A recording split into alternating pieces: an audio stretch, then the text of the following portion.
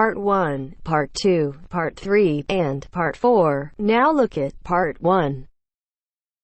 You will hear two students talking about university clubs and societies. First, in the exam, you will have 20 seconds to look at questions 1 to 7.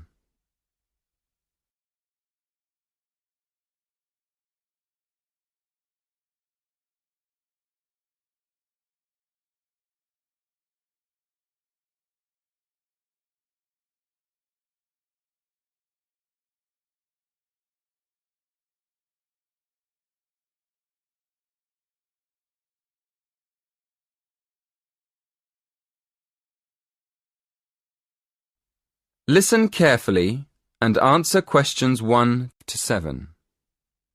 Hello, are you the person to ask about joining a club? Yes, I am. What would you like to know? Well, I'm interested in several things, but I'd like to know more about the different clubs and how much they cost.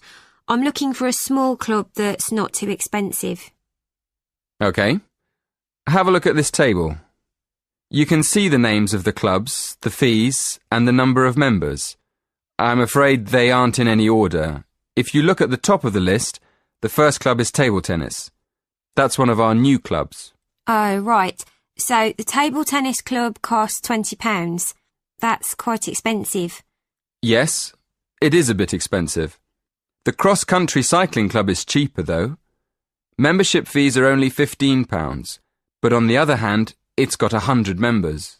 The film and drama club costs a lot, doesn't it? Yes, £50 is a lot, and that's probably why it only has 12 members. Is there any other club you think looks interesting? Look at the next one, street dance. Have you ever done any street dance? No, I haven't really. It's the cheapest. It only costs £5. OK. Shall we start with your interests? What do you like doing best? Well, I like photography. I've got a professional camera, so I take it quite seriously. But I can't really imagine belonging to a club to take photographs. I usually go on long walks on my own and take photos. So I like photography, but I wouldn't want to join a club to do it. OK. So what else do you like doing? Running? Oh no, not running. I like walking, but I hate running. I'm afraid the running club isn't for me, or the cycling club. And film and drama? No, it's far too expensive. But I do like yoga. I've practiced yoga on and off for years. How many members does the yoga club have? It's always a small group. A lot of people sign up at the beginning of term, but they stop going after a few weeks. So they're left with a few regular members every year. That sounds good. I think I'd like to join the yoga club. And what about the contemporary dance club? Is it expensive? Contemporary dance? No. It's not expensive. £10 for the term. Do you like dance? Well, I've never tried contemporary dance, but I do like jazz and tap dance. How often does the group meet? Before you hear the rest of the conversation, in the exam, you will have 20 seconds to look at questions 8 to 10.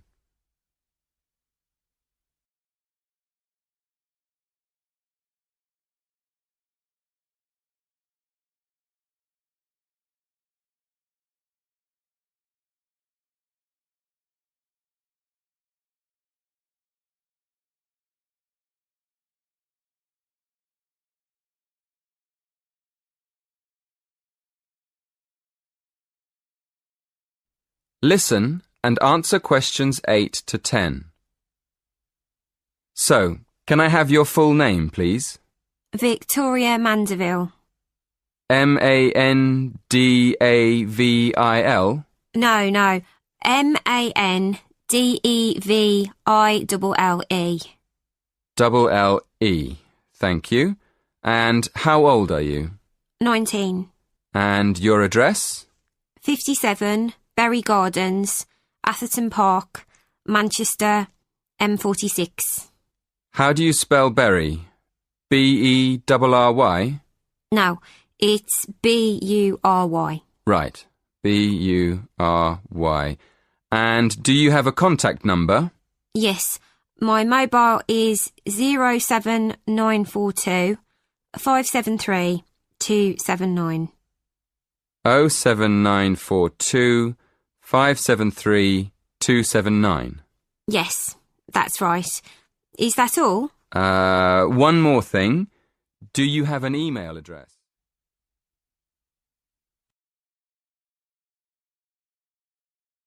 That is the end of part 1. You now have half a minute to check your answers.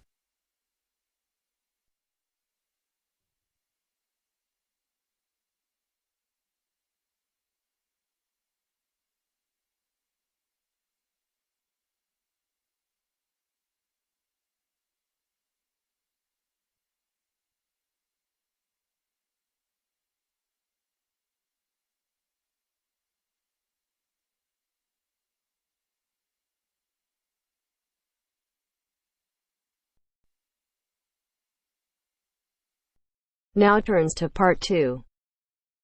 Part 2.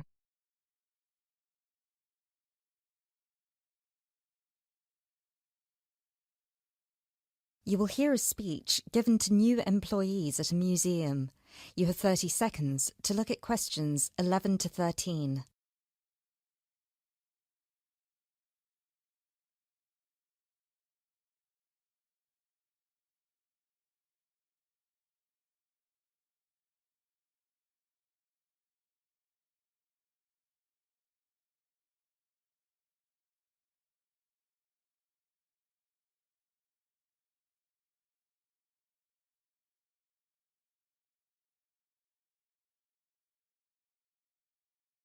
Allow me to introduce myself.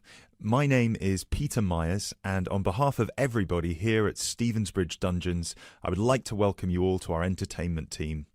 This year, the hiring process was especially competitive, and it might interest you all to know that for every position there were almost 30 applicants, so you really are the best of the best. In a moment, I will take you on a tour of the museum so you can get an idea of what the space is like. But first of all, I would like to show you around the staff room. Our staff room is located at the back of the building over here. You will notice that there are two entrances to the staff room. One leads to the room we're in now, which is the main and oldest dungeon here at Stevensbridge, which we have turned into the museum. This is where you will greet the new visitors, and also where the tour throughout the dungeons will begin. I should mention now that we only ever send visitors through as part of a group, so even on the busy days you will still get roughly 10 minutes of free time between each group. Make sure you use that time wisely, because you'll need to get straight back into character as soon as it's over. Now look at questions 14 to 20.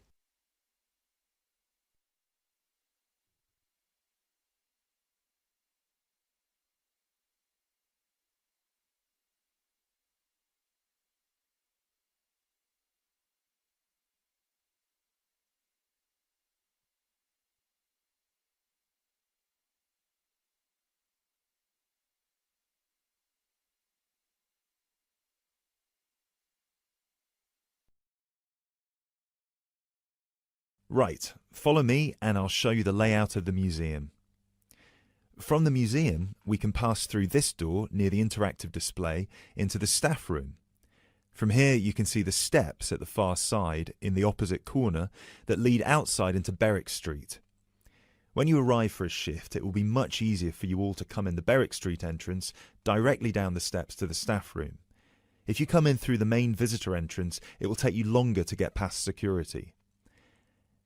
As you can all see, there are lockers on your right-hand side. They should be big enough for you to put your bags and coats in. You'll get given keys later that work with any of the lockers in here. Over on the other side, past the lockers, is our most exciting area. This is where our wardrobe and makeup will take place. Every shift, you will be transformed from normal people into grotesque medieval prisoners. If you're lucky, you get to be the jailer, but even they rarely bathed in those days. Of course, some of you might consider yourselves method actors, but please do try to shower before your shift. We don't want to give visitors an experience that's too authentic. Now, we do have a staff shower here if you really need it. It is located next to the staff toilets, which are unisex. I hope nobody has too much of a problem with that. Unfortunately, dungeons were not really designed with comfort in mind. You can find the bathroom at the other end of the room from the makeup area. There is also another toilet for the public, concealed just to the right of the door into this room. Let's move back into the museum. We have 3 main sections down here. The first one you pass into when you leave the staff room is the museum. This is where all the useful information can be found, such as dates, number of prisoners, and the kinds of torture that were used.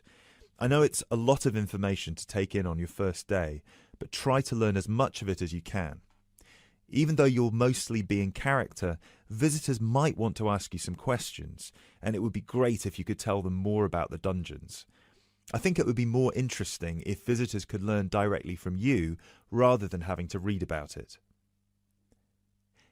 As you can see, on the left we have an interactive display for children, and on the right we have a photo booth. This was the original dungeon, first built in 1435. Now, let's pass through into the main dungeon that was added during the Tudor period in around 1570. You might be able to feel that the air is a lot damper and cooler here. That is because we are now beneath the River Stevens. This is primarily the room in which most of you will be working. This is where many high-profile religious figures were held, sometimes for years on end. Depending on the roles you'll be playing, you can either be chained up, free to roam, or, if you're a jailer, wandering between prisoners to keep an eye on them.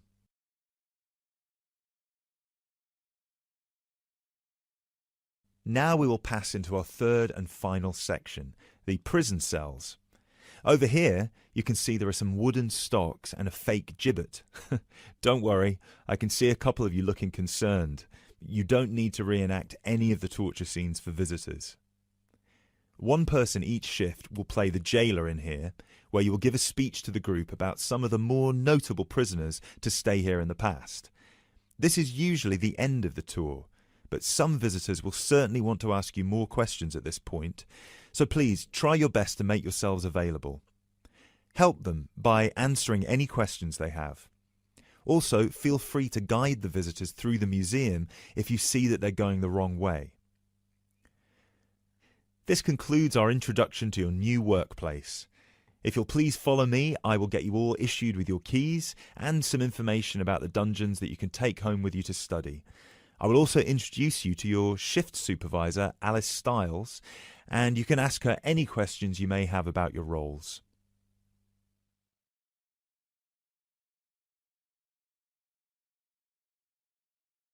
That is the end of part 2. You now have half a minute to check your answers.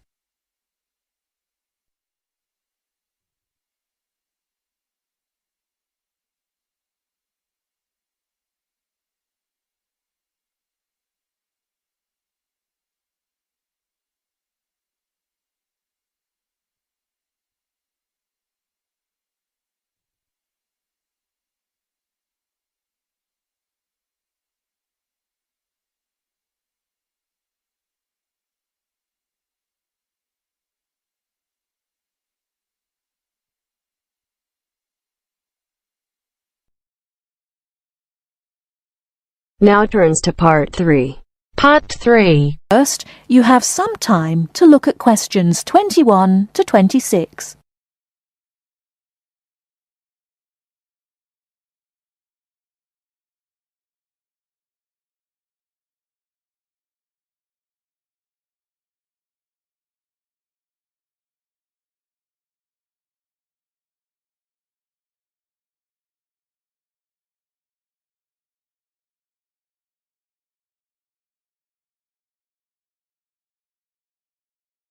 Now listen carefully and answer questions 21 to 26. Good evening, and welcome to this month's Observatory Club lecture. I'm Donald Mackey, and I'm here to talk to you about the solar eclipse in history. 1,000 years ago, a total eclipse of the sun was a terrifying religious experience. But these days, an eclipse is more likely to be viewed as a tourist attraction than as a scientific or spiritual event. People will travel literally miles to be in the right place at the right time to get the best view of their eclipse. Well, what exactly causes a solar eclipse? When the world goes dark for a few minutes in the middle of the day. Scientifically speaking, the dark spot itself is easy to explain. It is the shadow of the moon streaking across the earth. This happens every year or two, each time along a different and, to all intents and purposes, a seemingly random piece of the globe. In the past, people often interpreted an eclipse as a danger signal heralding disaster, and in fact, the Chinese were so disturbed by these events that they included among their gods one whose job was to prevent eclipses. But whether or not you are superstitious or take a purely scientific view, our earthly eclipses are special in three ways. Firstly, there can be no doubt that they are very beautiful. It's as if a deep blue curtain had fallen over the daytime sky as the sun becomes a black void surrounded by the glow of its outer atmosphere. But beyond this, total eclipses possess a second, more compelling beauty in the eyes of us scientists, for they offer a unique opportunity for research. Only during an eclipse can we study the corona and other dim things that are normally lost in the sun's glare. And thirdly, they are rare. Even though an eclipse of the sun occurs somewhere on Earth every year or two, if you sit in your garden and wait, it will take 375 years on average for one to come to you. If the moon were any larger, eclipses would become a monthly bore. If it were smaller, they simply would not be possible. The ancient Babylonian priests, who spent a fair bit of time staring at the sky, had already noted that there was an 18-year pattern in their recurrence, but they didn't have the mathematics to predict an eclipse accurately. Before you hear the rest of the talk, you have some time to look at questions 27 to 30.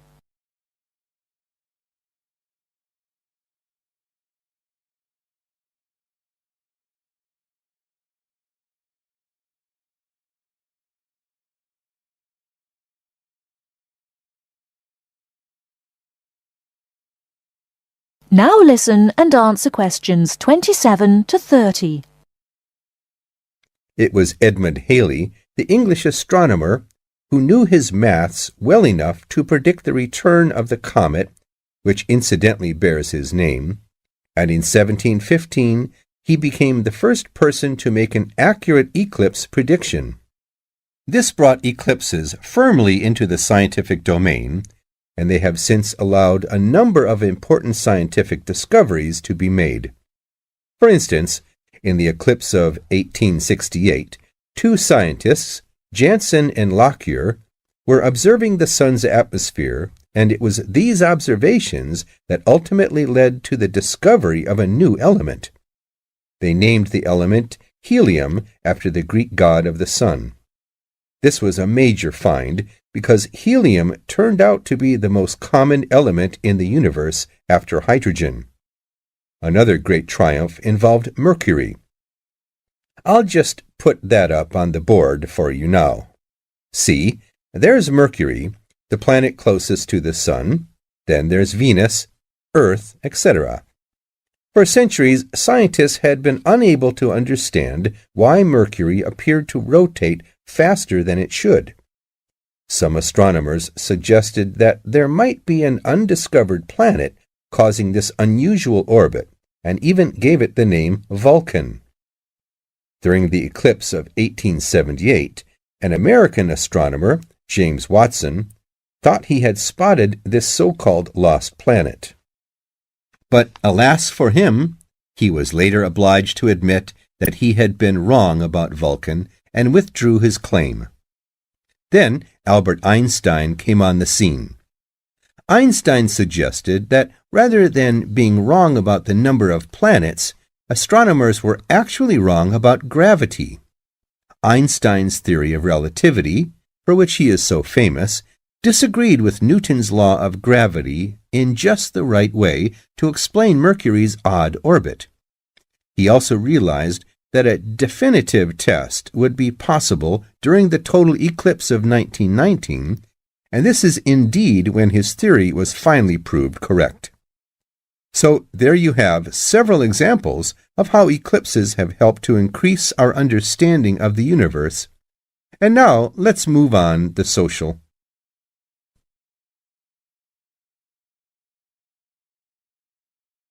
That is the end of part 3.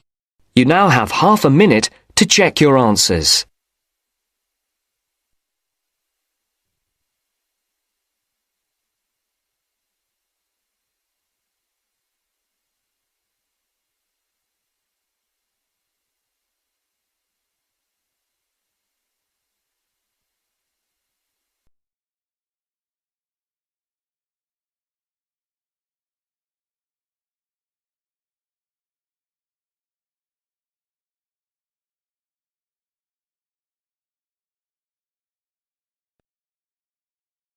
Now turns to part 4.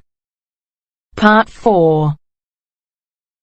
You will hear the speech made by Mr. Samaranch on the opening ceremony of the Olympic Games. Listen and complete questions 31 to 40.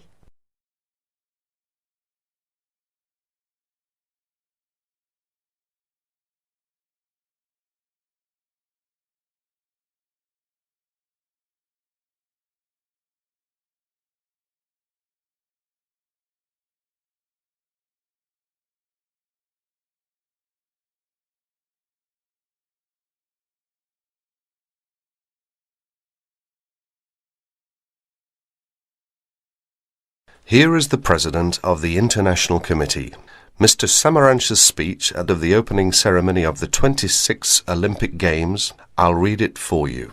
On behalf of the International Olympic Committee, it gives me great pleasure to welcome you to the Games of the 26 Olympiad, Sydney 2000. The goal of the Olympic movement is to contribute to building a peaceful and better world by educating youth through sport practice, without discrimination of any kind, and in the Olympic spirit. In the spirit, nations and youth of the world come together every 4 years to celebrate the world's largest sporting festival. SOCOG has organized these sporting competitions in consultation with the international federations, responsible for each sport. This is through nomination of technical officials, specification of technical requirements, and the cooperation with IOC and SOCOG on venue and other preparations. We thank each international federation for their vital efforts in the preparation of these Millennium Games. The Sydney 2000 Olympic Games is also the centenary of women's participation. With a record number of events and disciplines for women at the Games, the Olympic movement continues to recognise and support the vital role of women in sport. As we embark on a new millennium, it is the Olympic Games that will continue to unite the world and celebrate humanity.